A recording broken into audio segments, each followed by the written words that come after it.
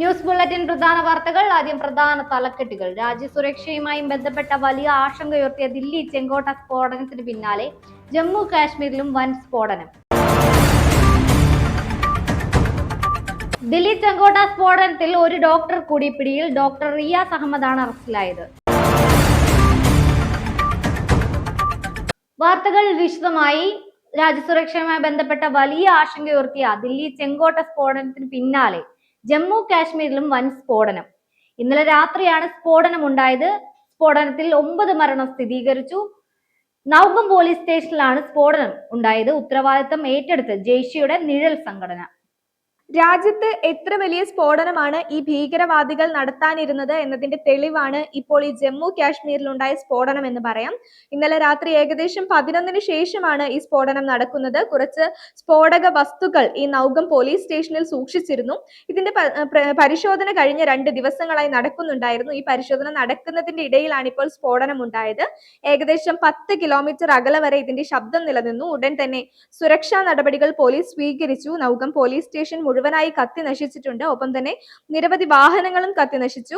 ഇതിൽ മരിച്ചവരുടെ എണ്ണം ഇപ്പോൾ 9 ആയിട്ടുണ്ട്. മരിച്ചവരുടെ കൂടെ ഒരു ഡെപ്യൂട്ടി തഹസിൽദാറുമുണ്ട്. ആ നാട്ടിലെ ഒരു മുഖ്യനുമുണ്ട്. 4-5 പോലീസും കൊല്ലപ്പെട്ടു തുടങ്ങിയ വിവരങ്ങളാണ് വരുന്നത്. ബാക്കിയുള്ളവരെ തിരിച്ചറിയാനുള്ള നടപടികൾ സ്വീകരിക്കുകയാണ്.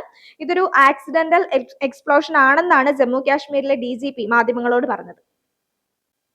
ദില്ലി ചെങ്കോട്ട സ്ഫോടനത്തിൽ ഒരു ഡോക്ടർ കൂടി പിടിയിൽ.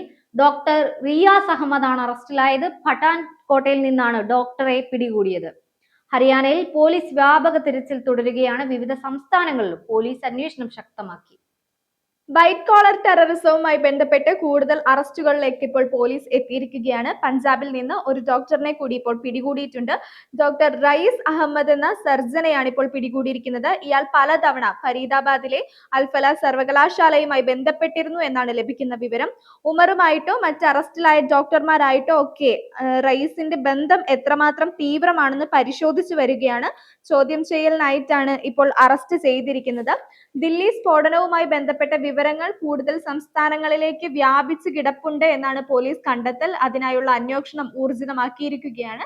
ഇയാൾ അൽഫല സർവകലാശാല സന്ദർശിച്ചിരുന്നു. കൂടുതൽ ഗൂഢാലോചനയിൽ ഇയാൾ ബന്ധപ്പെട്ടിരുന്നോ എന്ന് പരിശോധിക്കേണ്ടതുണ്ട്. ചെങ്കോട്ട സ്ഫോടനവുമായി ബന്ധപ്പെട്ട് വ്യാപകമായ തിരച്ചിൽ തന്നെയാണ് ഇപ്പോൾ നടക്കുന്നത്. ബീഹാർ തെരഞ്ഞെടുപ്പ് വോട്ട് കൊള്ള തന്നെയെന്ന് കോൺഗ്രസ്. ബീഹാർ തെരഞ്ഞെടുപ്പിൽ ഗുരുതര ആരോപണങ്ങളുമായി കോൺഗ്രസ് രംഗത്തെത്തി.